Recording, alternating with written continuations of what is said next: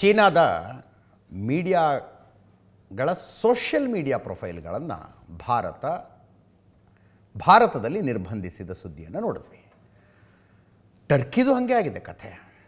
ಟರ್ಕಿಗೆ ನೋಡ್ರಿ ಏನು ಅನ್ಯಾಯ ಮಾಡಿತ್ತು ಭಾರತ ಪಾಕಿಸ್ತಾನ ಯುದ್ಧ ಶುರುವಾದರೆ ಪಾಕಿಸ್ತಾನಕ್ಕೆ ಡ್ರೋನ್ಗಳನ್ನು ಕೊಟ್ಟರು ಇವರು. ಡ್ರೋನ್ಗಳನ್ನು ಬರೀ ಡ್ರೋನ್ ಕಳಿಸಿದ್ರ, ಬರೀ ವೆಪನ್ಸ್ ಕಳಿಸಿದ್ರ? ನೋ, ವೆಪನ್ಸ್ ಆಪರೇಟರ್ಗಳನ್ನು ಕೂಡ ಟರ್ಕಿಯಿಂದಲೇ ಬಂದಿದ್ರು. ಅವರು ಕೂಡ ಟರ್ಕಿಯಿಂದಲೇ ಬಂದಿದ್ರು. ಭಾರತದ ಆಪರೇಷನ್ ಸಿಂಧೂರದಲ್ಲಿ 2 ಟರ್ಕಿ ಡ್ರೋನ್ ಆಪರೇಟರ್ಗಳು ಸತ್ತಿದ್ದಾರಂತೆ. ಅವರ TRT ನ್ಯೂಸ್ ಟರ್ಕಿದದು, ಅದನ್ನು ಕೂಡ ಭಾರತ ಬ್ಯಾನ್ ಮಾಡಿದೆ. TRT ವರ್ಲ್ಡ್ ನ್ಯೂಸ್ ಅಂತ. ನೀವು ಅವತ್ತೇ ಬಂತು ಸುದ್ದಿ, ಆಪರೇಷನ್ ಸಿಂಧೂರ ಶುರುವಾದಾಗ ಕರಾಚಿ ಏರ್ಪೋರ್ಟ್ಗೆ ಟರ್ಕಿಯ ಸರಕು ಸಾಗಣೆ ವಿಮಾನಗಳು ಬಂದು ಲ್ಯಾಂಡ್ ಆದವು ಅಂತ. ಅದರಲ್ಲಿ ವೆಪನ್ಸ್ ಬಂದಿದ್ದಾವೆ ಅಂತ ಸುದ್ದಿ ಇತ್ತು. ವೆಪನ್ಸ್ ಆಪರೇಟರ್ಗಳನ್ನು ಕೊಟ್ಟಿದ್ದಾರೆ ಇವರು. ಕೃತಜ್ಞತೆ ಅಂದರೆ ಹೆಂಗಿರುತ್ತೆ? ಭಾರತದ ಮೇಲೆ ಪಾಕಿಸ್ತಾನ ಸಿಡಿಸಿದ ಡ್ರೋನ್ಗಳ ಪೈಕಿ 350 ಡ್ರೋನ್ಗಳು ಟರ್ಕಿಯಿಂದ ಬಂದಿದ್ದು, ಟರ್ಕಿ ಮೇಡ್ ಡ್ರೋನ್ಗಳು. ಕೊರೋನಾ ಬಂದಿತ್ತಲ್ಲ, Bharat one of the countries who developed vaccines earlier. ತುಂಬ ಬೇಗ ವ್ಯಾಕ್ಸಿನ್ ಕಂಡುಹಿಡಿದ್ಬಿಟ್ವಿ ನಾವು. ವ್ಯಾಕ್ಸಿನ್ ಡಿಪ್ಲೊಮಸಿ ಮಾಡಿದ್ವಿ. 100 ದೇಶಗಳಿಗೆ ಉಚಿತವಾಗಿ ₹1 ದುಡ್ಡು ಕೇಳಲಿಲ್ಲ. ಯಾರಿಗೆ ವ್ಯಾಕ್ಸಿನ್ ತಯಾರಿಸಿಕೊಳ್ಳೋದಕ್ಕೆ ಆಗೋದಿಲ್ವೋ, ಅಷ್ಟು ತಂತ್ರಜ್ಞಾನ ಇಲ್ವೋ, ಅಷ್ಟು ಇನ್ಫ್ರಾಸ್ಟ್ರಕ್ಚರ್ ಇಲ್ವೋ, ಅವರುಗಳಿಗೆ ಬಾಕ್ಸ್ ತುಂಬಿ ವ್ಯಾಕ್ಸಿನ್ ಕಳಿಸಿದ್ವಿ. ನಿಮ್ಮ ದೇಶದಲ್ಲಿ ಹಾಕಿ ವ್ಯಾಕ್ಸಿನನ್ನು ಅಂತ. ಬಾಕ್ಸ್ ಮೇಲೆ ಸರ್ವೇ ಜನಃ ಸುಖಿನೋ ಭವಂತು ಸರ್ವೇ ಸಂತು ನಿರಾಮಯ ಅಂತ ಬರೆದು ಕಳಿಸಿದ್ವಿ ನಾವು. ಅದರಲ್ಲಿ ಒಂದು ದೇಶ ಟರ್ಕಿ. ಟರ್ಕಿಯಲ್ಲಿ ಭೂಕಂಪ ಆದಾಗ ಉಳಿದೆಲ್ಲ ದೇಶಗಳಿಗಿಂತಲೂ ಮೊದಲು ಭಾರತೀಯ ರಕ್ಷಣಾ ವ್ಯವಸ್ಥೆಗಳು ತಲುಪಿದ್ವು, ಸಾಮಗ್ರಿಗಳು ತಲುಪಿದ್ವು, ಪರಿಹಾರ ಸಾಮಗ್ರಿಗಳು ತಲುಪಿದ್ವು. ಟರ್ಕಿಯಿಂದ ಭಾರತಕ್ಕೆ ಏನು ಸಿಕ್ತು? ಪಾಕಿಸ್ತಾನಕ್ಕೆ ಡ್ರೋನ್ ಕೊಟ್ಟರಲ್ಲ. ಭೂಕಂಪದ ಸಂದರ್ಭದಲ್ಲಿ ಮಾಡಿದ ಉಪಕಾರ ನೆನಪಿಸ್ಕೊಳ್ಬಾರ್ದು ಅಂತ ಹೇಳ್ತಾರೆ, ಬಟ್ ಇಂಥ ಟೈಮ್ನಲ್ಲಿ ನೆನಪಾಗುತ್ತೆ.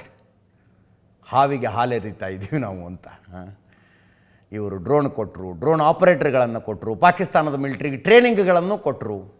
ಭಾರತದ ದಾಳಿಗೆ 2 ಡ್ರೋನ್ ಆಪರೇಟರ್ಗಳು ಸತ್ತೋಗಿದ್ದಾರೆ ಅಂತ ಸುದ್ದಿ ಬೇರೆ ಬರ್ತಾ ಇದೆ. ಹೀಗಿದೆ ಈ ಟರ್ಕಿ ಕಥೆ. ಭಾರತ ಇಂಥ ಸಂದರ್ಭದಲ್ಲಿ ತನ್ನ ವಿರುದ್ಧ ಆಯುಧಗಳನ್ನು ಕೊಟ್ಟಂಥ ಟರ್ಕಿಯ ಮೇಲೆ ಯಾವುದೇ ನಿರ್ಬಂಧಗಳನ್ನು ಏನು ಆ್ಯಕ್ಷನ್ ತಗೊಂಡಿಲ್ಲ ಇನ್ನೂ. ಆದರೆ ಭಾರತೀಯ ಪ್ರಜೆಗಳಾದ ನಾವಿದ್ದೀವಲ್ಲ, ನಾವು ಇಮೋಷ್ನಲ್ ಜನ. ಯುದ್ಧ ಮತ್ತು ವ್ಯಾಪಾರ ಒಟ್ಟೊಟ್ಟಿಗೆ ನಡೆಯೋದಿಲ್ಲ. ಪಾಕಿಸ್ತಾನಕ್ಕೆ ಹೇಳೋದಿಲ್ವ ನಾವು, ಭಯೋತ್ಪಾದನೆ ಮತ್ತು ಮಾತುಕತೆ ಒಟ್ಟೊಟ್ಟಿಗೆ ನಡೆಯೋದಿಲ್ಲ ಅಂತ? ಭಾರತದ ವ್ಯಾಪಾರಸ್ಥರು ಸ್ವಯಂ ಪ್ರೇರಿತವಾಗಿ ಟರ್ಕಿಯಿಂದ ಭಾರತಕ್ಕೆ ಮಾರ್ಬಲ್ ದೊಡ್ಡ ಪ್ರಮಾಣದಲ್ಲಿ ಆಮದಾಗುತ್ತೆ. ಅದು ಬಿಟ್ಟರೆ ಸೇಬು, ಆಪಲ್ ಟರ್ಕಿಯಿಂದ ಬರೋದು. ಎರಡನ್ನೂ ತರಿಸ್ಕೊಳ್ಳದೇ ಇರುವ ನಿರ್ಧಾರಕ್ಕೆ ವ್ಯಾಪಾರಿಗಳು ಬಂದಿದ್ದಾರೆ.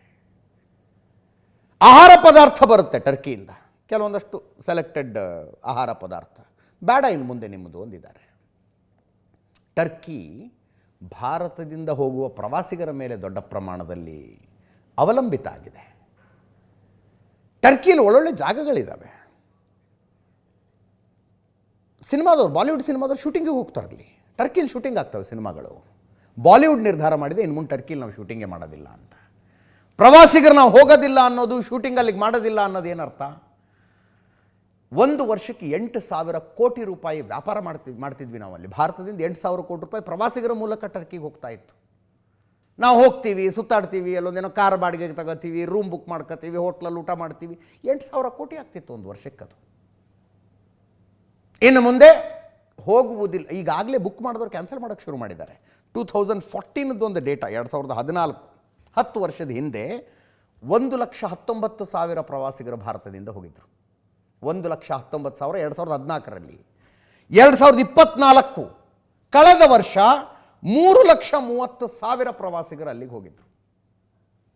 3,30,000 ಭಾರತೀಯರು ಟರ್ಕಿ ಪ್ರವಾಸ ಮಾಡಿದ್ರು. 8,000 ಕೋಟಿ ರೂಪಾಯಿಗಳನ್ನು ಭಾರತೀಯರು ಅಲ್ಲಿಗೆ ಹೋಗಿ ಖರ್ಚು ಮಾಡಿ ಬರ್ತಿದ್ರು. ಅದರ ಜೊತೆಗೆ ಅಜರ್ಬೈಜಾನ್ ಪಾಕಿಸ್ತಾನದ ಬೆಂಬಲ. ಅವರೇನು ಆಯುಧಗಳನ್ನು ಕೊಟ್ಟಿಲ್ಲ, ಅವ್ರ ಹತ್ರ ಕೊಡುವಷ್ಟು ಆಯುಧಗಳು ಇಲ್ಲ, ಆ ಮಾತು ಬೇರೆ. ಅಜರ್ಬೈಜಾನ್ ಅವರು ಪಾಕಿಸ್ತಾನದ ಬೆಂಬಲಕ್ಕೆ ನಿಂತ್ಕೋಬೇಕಾ? ಅವ್ರಿಗೇನು ಮಾಡಿದ್ವು ನಾವು? ಅಜರ್ಬೈಜಾನಿಗೆ ಪ್ರತಿ ವರ್ಷ 4,000 ಕೋಟಿ ರೂಪಾಯಿ ಭಾರತೀಯರು ಖರ್ಚು ಮಾಡಿ ಬರ್ತಾರೆ. ಅಜರ್ಬೈಜಾನ್, ನಾನು ಟರ್ಕಿಗೆ ಹೋಗಿಲ್ಲ, ಅಜರ್ಬೈಜಾನ್ಗೆ ಹೋಗಿದ್ದೀನಿ. Beautiful country, looks like Europe. ಚಂದ ವೆದರ್ ಇರುತ್ತೆ, ಸ್ನೋಫಾಲ್ ಆಗುತ್ತೆ. ಮುಸ್ಲಿಂ ಬಾಹುಳ್ಯದ ದೇಶ, ಬಟ್ ಮುಸ್ಲಿಂ ದೇಶ ಅನ್ಸೋದೇ ಇಲ್ಲ ಅದು. ಅಪರೂಪಕ್ಕೆ ಅಲ್ಲಿ ಇಲ್ಲಿ ಒಂದು ಹಿಜಾಬ್ ನೋಡಿದರೆ ಅಪರೂಪಪ್ಪ. ಅದ್ಭುತವಾದ ನೈಟ್ ಲೈಫು. ಅದೊಂದು ಇಸ್ಲಾಮಿಕ್ ದೇಶನೇ ಅನ್ಸೋದಿಲ್ಲ. ಅಷ್ಟು ಸುಂದರವಾಗಿದೆ, ಅಷ್ಟು ಚೆನ್ನಾಗಿದೆ, ಅಷ್ಟು ಮುಂದುವರೆದಂಥ ದೇಶ ಅದು. ಅವ್ರದ್ದು ಪಾಕಿಸ್ತಾನಕ್ಕೆ ಸಪೋರ್ಟ್ ಅಂತೆ. ವರ್ಷಕ್ಕೆ 4,000 ಕೋಟಿ ರೂಪಾಯಿ ಭಾರತೀಯರು ಖರ್ಚು ಮಾಡಿ ಬರ್ತಾರೆ ಅಲ್ಲಿ. ಅಜರ್ಬೈಜಾನ್ನ ರಾಜಧಾನಿ ಬಾಕು ಅಂತಿದೆ. ಅಲ್ಲಿ ಕಣ್ಣಾರೆ ನೋಡಿದ್ದನ್ನು ಹೇಳ್ಬಿಟ್ರೆ ನೀವು ಗಾಬರಿ ಆಗಿಬಿಡ್ತೀರಿ ನೀವು. ಒಂದು ಇಸ್ಲಾಮಿಕ್ ದೇಶ. ಬುಕ್ಕಿಂಗ್ನಲ್ಲಿ 60% ಕಡಿಮೆ ಆಗಿದೆಯಂತೆ ಈಗಾಗಲೇ. ಟರ್ಕಿ ಮತ್ತು ಅಜರ್ಬೈಜಾನ್ಗಳು ಪಾಕಿಸ್ತಾನವನ್ನು ಬೆಂಬಲಿಸ್ತಾ ಇದ್ದಾವೆ. ನಾವು ಅಲ್ಲಿಗೆ ಪ್ರವಾಸಕ್ಕೆ ಹೋಗಿ ಅವರಿಗೆ ದುಡ್ಡು ಕೊಟ್ಟು ಬರೋದು ಬೇಡ ಅಂತ. 60% ಬುಕ್ಕಿಂಗ್ ಕ್ಯಾನ್ಸಲ್ ಆಗಿದೆಯಂತೆ, ಇಳಿಕೆಯಾಗಿದೆ 60%. ವ್ಯಾಪಾರಿಗಳು ಹೇಳ್ತಾ ಇದ್ದಾರೆ ಟರ್ಕಿಯಿಂದ ಇನ್ನು ಮುಂದೆ ನಮಗೆ ಮಾರ್ಬಲ್ಗಳು ಬೇಡ, ಸೇಬು ಬೇಡ ಅಂತ. ತಂಪಾಡಿಗೆ ತಾವು ತೆಗೆದುಕೊಳ್ತಾ ಇರುವಂಥ ನಿರ್ಧಾರ. ಬಾಲಿವುಡ್ ಹೇಳ್ತಾ ಇದೆ ಇನ್ನು ಮುಂದೆ ಟರ್ಕಿಗೆ ಹೋಗಿ ನಾವು ಶೂಟಿಂಗ್ ಮಾಡೋದಿಲ್ಲ ಅಂತ.